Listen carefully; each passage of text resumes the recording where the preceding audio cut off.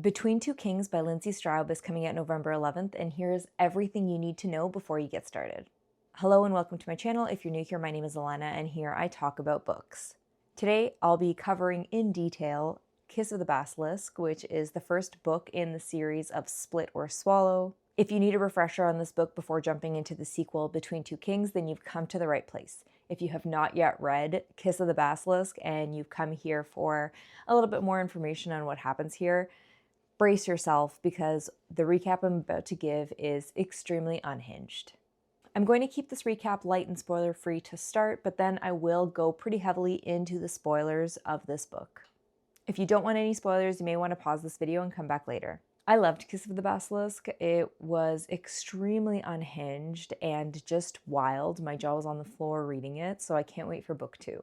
This is definitely for the more open-minded crowd. Let's jump in with an explanation of the world. We need to really understand how this world works in order for the story to make sense. In the story, we have basilisks and humans. Basilisks have a giant snake form that is super, super dangerous. They also have a human form that is a little bit less threatening. If a human looks at a basilisk in their serpent form, they will turn into stone. It's believed that if a basilisk looks in the mirror, they will turn themselves to stone. After a war between basilisks and humans, the humans won and they surrounded their kingdom with mirrors so that the basilisks can't get in. There are, however, basilisks that are now indebted to the humans and they fulfill certain services for them. The basilisks are very powerful and they are very sexual creatures. The basilisks help the human heir to the throne find his wife. How? Well, that's a great question. Let me tell you. On the year that the firstborn human prince and heir to the throne turns 20, there is a competition. All of the girls that are born that same year, also turning 20 that year, have to be part of this competition. During this time, each of the human girls goes into a cave where she has a basilisk teacher who teaches her the art of pleasuring a man. There are also various events and galas in the castle during that time, and there are eliminations of the contestants until eventually the prince picks his wife out of one of these girls.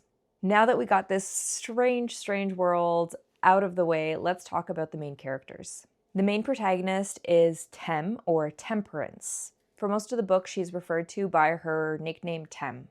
Tem is in the competition this year. She was raised by a single mom. They work on a kind of chicken farm. Tem is bullied. She doesn't really fit in with the other girls her age, and she has had a pretty hard life.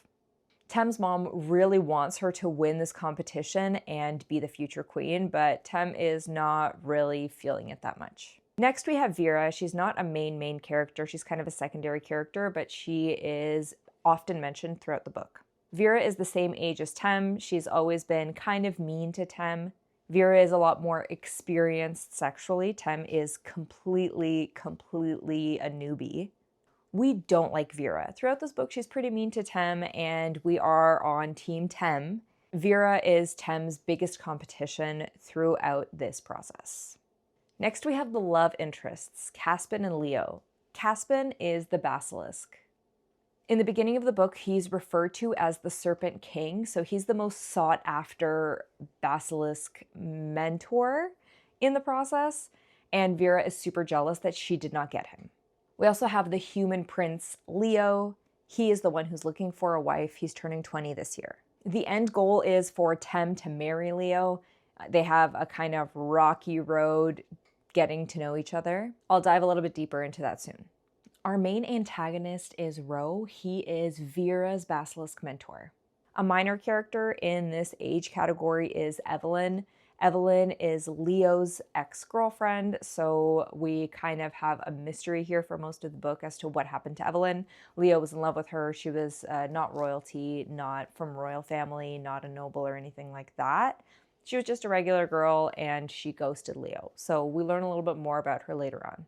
While she's not a major character in this book, I think that she's still important for book 2.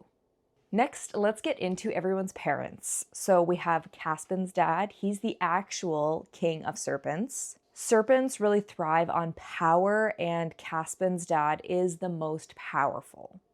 He is not known for being kind or generous. Next, we have Leo's dad, the human king, and he also craves power and wealth, and he is also not a very good guy. Lastly, we have Tem's mom. So she is very cagey about Tem's past and Tem's dad. She never really talks about him. She says that they couldn't be together, but Tem doesn't really know anything about her dad. Tem's mom really, really wants Tem to go all the way with Leo, the human prince, and to marry and become the queen. I'll be going into heavier spoilers now, so if you do not want spoilers, now's the time to turn back. Let's talk about the beginning of the book and how the plot is set up. Once again, this is one of the most unhinged books I've ever read, and my jaw was on the floor, so brace yourselves. Tem and Vera are both due for this competition. They both show up on their first day. There are about 13 or 14 girls total. All the girls of this year's competition are standing at the entrance to the caves, which is where all the magic is going to happen between the girls and the basilisks. They're all kind of frozen. They don't know which cave to enter and what to do, but Tem feels a calling towards one specific cave, and she just follows her gut and goes in there and meets her basilisk, Caspin. Like I mentioned, Caspin is the Serpent King. He's not actually the king of the serpents, but he's referred to as the Serpent King among humans. He's like the best of the best, and every single time he's participated in this competition, the girl that he was with has become the queen. So they're in this cave. Caspin tells her to undress. Tem has not had any encounters or experiences with a man. She's feeling a little bit bold, so she says, "You undress." What was supposed to be a very introductory meeting ends up being a little bit more action-packed. Nothing crazy, just kind of them doing things individually in the same room. It ends with Caspin holding his little swimmers in his hand, turning around, and with magic, turning those swimmers into a claw. Now, when I read this, I was very confused, and I was confused for a very long time throughout reading this, so I did some Googling, and this is what I think a claw looks like. Essentially, there is a portion that goes inside of Tem, and then there's a part that's kind of on the outside and can touch other areas of her. And it's kind of like a remote controlled device, except instead of a remote control, it is Caspin's mind. So Tem is feeling it. This is her first kind of experience with any kind of man, and she is into Caspin, but he's not really giving her that much. He won't even go all the way with her. Things get a little bit repetitive in the cave when she goes back there every night to practice, but he does also send her gifts. Among those gifts are dresses for the events that she goes to at the castle, and he sends her a necklace with a little claw on it. This is important for later. Since Temperance is really into Caspin, she is not very interested in Leo. In fact, she wasn't really interested in him from the beginning. She has no desire to be queen, and she thinks that he is cocky and arrogant.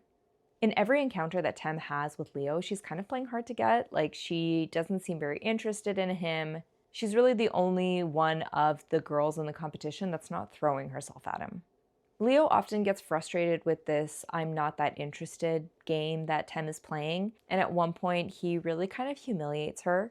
At one of the gatherings that they have as part of the competition, he needs to rank the women from most to least beautiful, and he puts Temperance in last place. She feels her position is at risk in the competition, but she doesn't want to leave just yet. Caspin is still not going all the way with Temperance in the caves. She's getting a little bit frustrated by that, but she's also getting more confident and feeling more empowered. Every time she comes home, her mom's like, "How was it? How was the prince?" And she's like, "Mom, I don't want to talk about it." Side note that Temperance is pretty annoying throughout this entire book, and I often just wanted to skim through all the parts where she talks because it is truly very annoying. I find overall her character was pretty immature. At one point in the competition, Leo starts to open up a little bit more to Tem, and she starts to see him a little bit more clearly, and she gets a better, kind of more genuine image of him. They slowly start to develop more chemistry and hit it off emotionally. We're going to do a deeper dive into key moments and the wildest scenes. But first, I will explain certain important details of the book that will be relevant to the rest of the story. First of all, let's talk about the concept of cresting. Cresting is done when a basilisk grabs somebody by the throat. This can also be done without grabbing them by the throat, but it's most effective when done this way.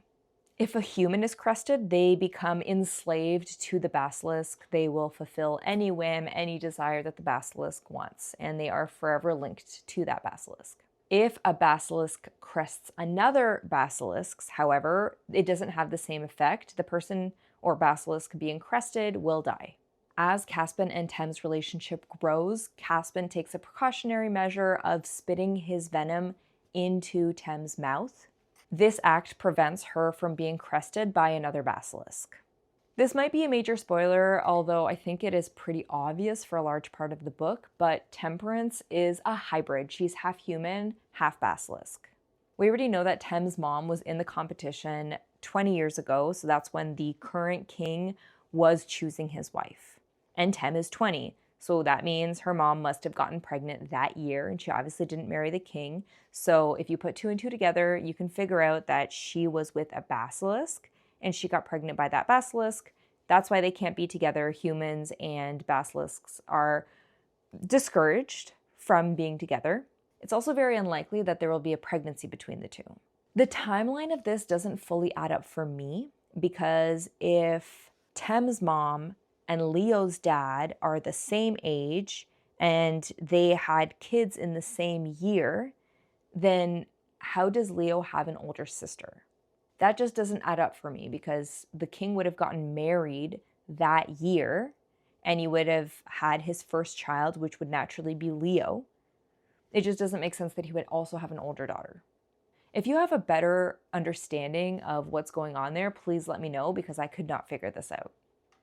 Caspian knew pretty early on that Tem is a hybrid, because he can speak into her mind, they can communicate telepathically, and that can only be done between two basilisks. She doesn't realize it because she thinks that this is just something that basilisks can do. She doesn't understand that she has to also be part basilisk in order to communicate with him. It's kind of a dick move on Caspian to not share this initially from the very beginning with Tem, but I'll get into that a little bit more later. He also sent her the claw necklace that I mentioned. So that claw necklace is very significant because he made it with his blood.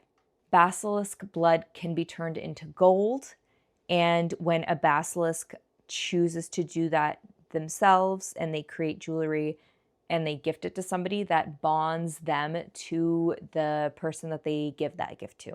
So very early on, we know that Caspian gave Tem that claw necklace, so he bonded himself to her. Essentially what it means is that if she dies, he dies as well. Kind of a dumb move, but who am I to judge their love? Let's move on to the ritual, and you've probably heard a lot about the ritual if you haven't read this book, or you've been thinking a lot about the ritual if you have read this book. The claw necklace not only signifies the bond between Caspian and Tem, it also is a representation of their engagement. So they are now engaged. She doesn't know that, but he tells her, hey, in order for us to have our engagement be accepted by the basilisks and in order for us to get married, you need to be part of the ritual. The ritual is only for basilisks who are wanting to marry somebody who's not basilisk. At this point, Caspian obviously knows that she is part basilisk, but she doesn't know. The ritual is a sort of presentation with audience participation. She needs to prove to these very sexual creatures that she is worthy of being married to one of them. So there's a big crowd full of only Caspian's clan. There are different clans in the basilisk realm. So it's a giant room, and all the basilisks are nude all the time when they're in human form. So when they walk around their own area with their own people in human form, they're all naked. So the way I picture it is like an auditorium, and everyone's in the stands waiting for some action to happen. And the action is supposed to happen between Tem and the king of the basilisks, which is Caspian's dad. At first she's like, oh no, I could never sleep with Caspian's dad. But then she just makes it happen and enjoys herself. So good for her, I guess. She communicates telepathically with the king during this moment, which makes him realize that she's part basilisk, but again, she doesn't know that at that time. There's a detailed anatomical explanation of Caspian's dad, which I didn't need. They go at it in front of this audience of other basilisks, and apparently she has a great performance because the crowd loves it so much they all start getting it on with each other and engage in a giant hive orgasm in which they all turn into basilisks. Caspian's like, "Tem, cover your eyes so you don't turn into stone." Weird that he would say that, because maybe he was worried that she actually would turn into stone since she is half human, but at this point he knows that she's half basilisk. So again, unclear on this. The hive orgasm is something that's very rare, and it is a very good sign of approval. But wait, there's more. Now that she has passed this stage of doing it with her fiance's dad, she now has to engage in 24 hours of relations with Caspian, while the basilisks come and go as they please to watch and appraise said relations. Tem and Caspian go at it for 24 hours in this room where people just come by and watch and hang out with them while they're doing it. At the end of the 24 hours, Tem's pelvis literally breaks. Caspian then heals her. The basilisks have accepted the engagement, but a lot of them do still find her weak for having her pelvis broken. At one point, Tem realizes that she is part basilisk, and she is very, very mad that Caspian didn't tell her because he obviously knew. So she says, "You know what? I'm going to give Leo a chance." And she starts to really fall for and create this special connection with Leo. Out of jealousy, Caspian does try to interrupt Leo and Tem once by just really hurting her through their bond. But for subsequent scenes, he doesn't really intervene that much. He's obviously upset about it, but he kind of lets it happen because he understands that Tem is mad at him. At one of the gatherings in the castle, Leo puts his hand up Tem's skirt and he finds the claw. In previous scenes, she had taken out the claw before she got down with Leo, but in this scene, she wasn't prepared for this. So he finds out about the claw, he's very upset, and he realizes that she is also in love with Caspian, and he's kind of number two. In fairness, he's a really good sport about this. Towards the end of the competition, when there are only 3 contestants left, all 3 contestants have to move into the castle and just live with Leo and spend extra time with him. Vera is spending all this time just throwing herself at Leo. She's pathetic. I don't even remember who the other girl is. And then there is Tem, who is kind of reserved and she's kind of divided and she likes Leo, but then she has also got this thing going on with Caspian. This leads us to our next major scene of the council meeting. Caspian asks Tem to sneak out of the castle one night, meet him in the caves, and go to a council meeting with him. He's on the Basilisk Council and he needs to make some important decision, and he thinks that there will be more solidarity and more strength in her accompanying him since they're engaged. She doesn't really give him a direct answer, and she is a little bit wishy-washy about it, telling him that she doesn't know if she's going to be there, that she doesn't want to, and you are really kind of worried that she's not going to go to this meeting. This scene kind of annoyed me because I'm like, girl, he asked you to please come to the meeting with him since you guys are engaged. Like, just do it. It's one meeting. Just go for it. Eventually, she does go to this meeting, and he's so relieved. And they're sitting at this table with this meeting, but it's not going well. The discussion is not moving in a favorable to Caspian direction, so he starts to get it on with Tem right there in front of everyone. Once again, a reminder, everyone is naked in this scene because basilisks are sexual creatures and they just don't wear clothes when they're in their human form. As they progress in this council meeting with getting down and dirty, everyone is affected by the tension and chemistry, and it ends up swaying the council in the direction that Caspian wants. It was a great performance, I guess, and they all want to thank Temperance. Now, this part was weird for me because Caspian doesn't want Tem to be looked at or touched by anybody else, but he goes, "Oh, it's customary for basilisks to thank you in the situation." And she's like, "What do you mean?" And so he holds her legs open, and everyone in the council just comes and gives her a little kiss down there and leaves. The last one there is Rowe, and at Caspian's insistence, he gives a little bit more than just a little peck. He can't really refuse because it would be rude and inappropriate, so he does go through with getting Tem to the end. However, it is humiliating for him, and he hates the humans and he hates Caspian, so this is a pretty significant scene. Once Tem accepts that she is part basilisk, she learns how to shift into her basilisk form, and Caspian helps her practice this. There's a kind of area that's, I imagine it being like a greenhouse type of area where it is very foresty, but it is indoors inside the cave where she can safely practice transforming into her basilisk form. They also have relations in basilisk form, which is apparently indescribable and wild and kind of a cool scene, honestly. Rowe is a really angry guy for the majority of this book. He's mad that Caspian killed his dad, although the basilisks are very violent, so everyone's constantly killing each other to get power. Rowe is so upset, though, that he wants to actually start a rebellion. He's from a different quiver than Caspian, and he wants to turn against Caspian's quiver. He thinks that Caspian's quiver did not take power in the right way, and that Caspian's dad, Bastian, is not the rightful king. For part of the book, I was kind of not understanding why Caspian didn't just kill Rowe, because Rowe obviously deserves it. I think it's just that he was trying to avoid a war between the quivers, and that's why he was trying to, as best as possible, keep the peace, but also keep Rowe in his place. Keeping him alive, though, really meant that it was only a matter of time before Rowe took matters into his own hands and escalated the situation. In one scene, Rowe gets Tem alone, and his intention is to crest her to get back at Caspian for what Caspian did to his dad. When he attempts it, though, it doesn't work because, remember, Caspian spat his venom into Tem's mouth to protect her from being crested, so Rowe fails. When Caspian finds out, he's furious and he wants to kill him, but Tem is like, no, don't do it, so he lets him live, but he does the next worst thing, which is he cuts off his ding-dong.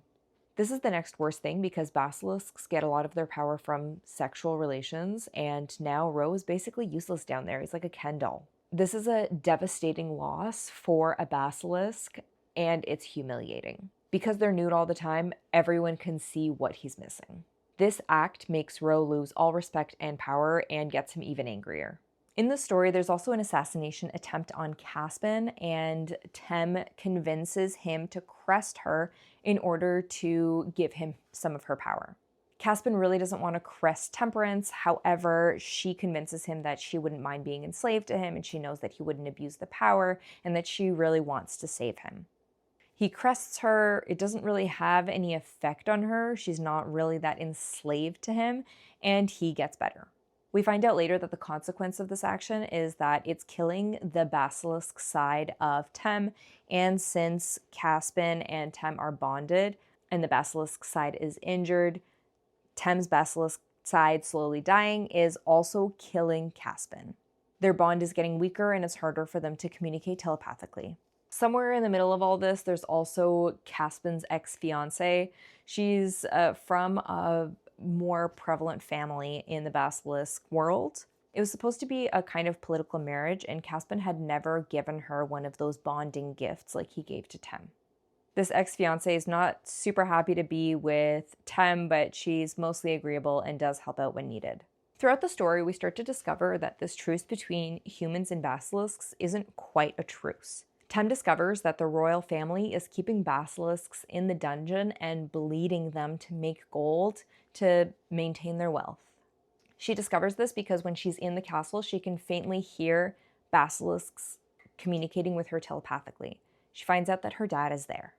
She talks to Caspian and his dad about this, and they decide to come up with a plan to rescue these basilisks. This plan requires Tem to go through with the wedding to Leo. Tem eventually wins Leo over. He picks her as his wife against his dad's wishes. His dad really wanted Leo to pick Vera instead, and he was very against Tem from the beginning of the competition.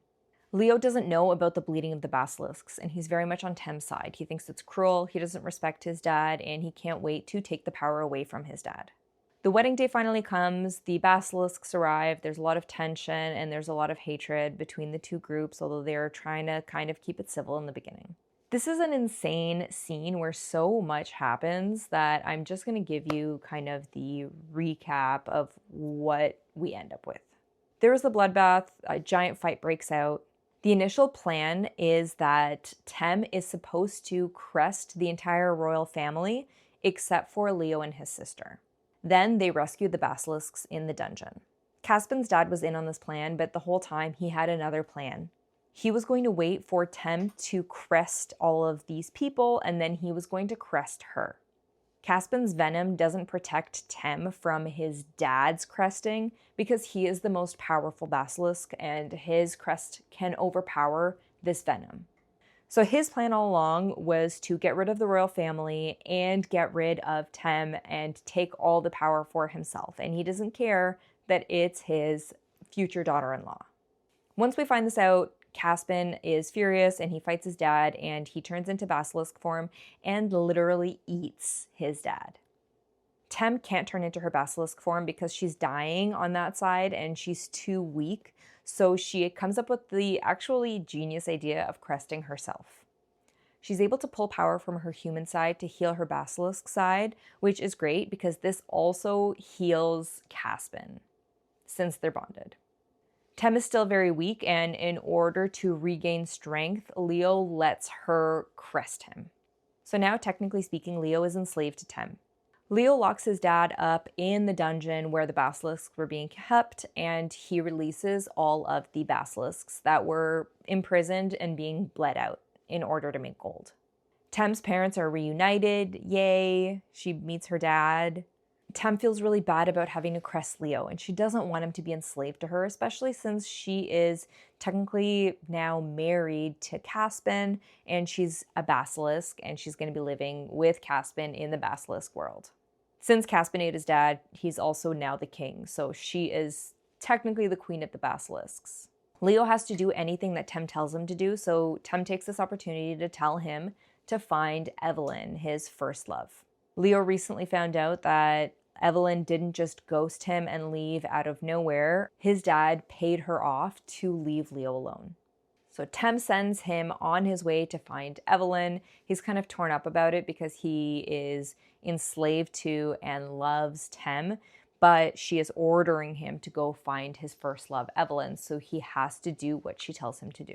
After the end of the book, there's kind of like a bonus scene that's not really a bonus scene, but more so an alternate scene.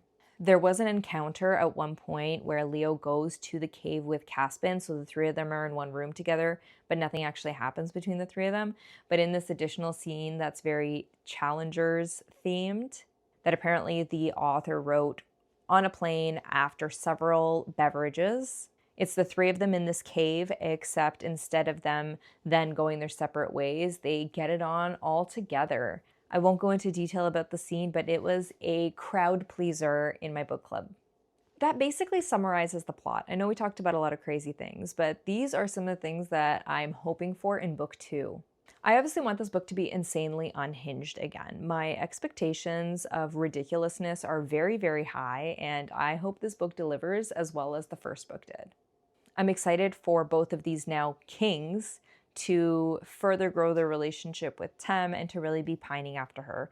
And maybe we'll even be lucky enough to get another scene of the three of them together. I expect there to be a ton of smut here. An unrealistic wish that I have for the sequel is that Tem becomes less annoying. I know it's not realistic because that would completely change her character and it just wouldn't make sense contextually, but a girl can dream. What I don't wish for is a love story between Leo and Evelyn. I don't care about Evelyn, and I don't care whatever excuse she has for taking the money that the king gave her to leave Leo alone. I don't want Evelyn in the story at all. I want Leo to be solely focused on Tem. I know that he's too good and too mortal and fragile in comparison and kind for the basilisks, but I hope he finds his little way into their nest anyway. The Quicksilver recap is the next in the series in preparation for Brimstone coming November 18th, so make sure you check that out. Thanks so much for watching this video, and if you enjoyed it, make sure to subscribe so you don't miss any upcoming videos. You're ready for Between Two Kings? Let's dig in.